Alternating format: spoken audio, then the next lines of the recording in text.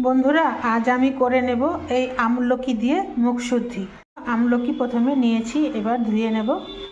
আমলা বা আমলকি মুখশুদ্ধি করার জন্য বা ক্যান্ডি করার জন্য প্রথমে একটা পাত্রে আমি জল ফুটিয়ে নিচ্ছি, এর উপরে ঝাঁঝরা বসিয়ে দিচ্ছি। আমলকি ধুয়ে পরিষ্কার করে নিয়েছি, এবার এর উপরে বসিয়ে দিচ্ছি। সব আমলকি দিয়ে দিয়েছি, এবার একটা থালা দিয়ে ঢেকে দিচ্ছি।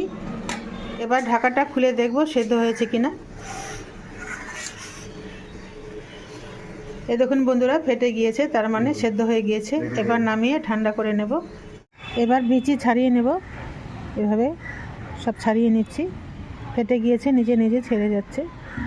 এভাবে ছাড়িয়ে আমি একটু শুকিয়ে নেব। সব আমলকি এভাবে ছাড়িয়ে জলটা শুকিয়ে নিয়েছি, এবার ঢেলে নেব একটা বাটিতে। আমলকিগুলোর জলগুলো শুকিয়ে নিয়েছি, এবার একটা পাত্রে ঢেলে নিচ্ছি। আমি এখানে আধা কেজি আমলকি নিয়েছি, আমি এখানে আধা কেজি চিনি দিয়ে দেব। চিনিটা গুঁড়ো করেও দিতে পারো, আমি গোটাই দিচ্ছি।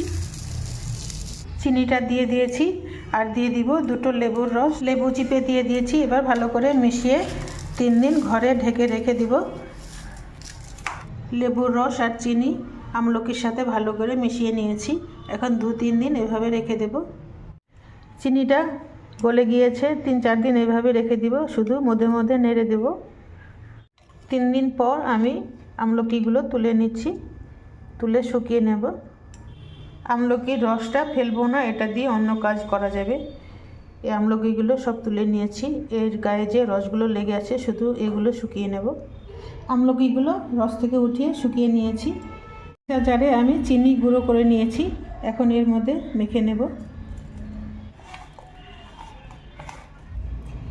ভালো করে চিনির গুঁড়ো মেখে নিয়েছি, এবার একটা বয়মে ভরে রেখে দেব। বয়মটাতে ভরে নিচ্ছি।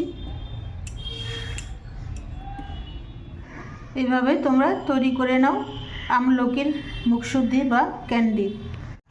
এবার এয়ার টাইট করে লাগিয়ে রাখবো।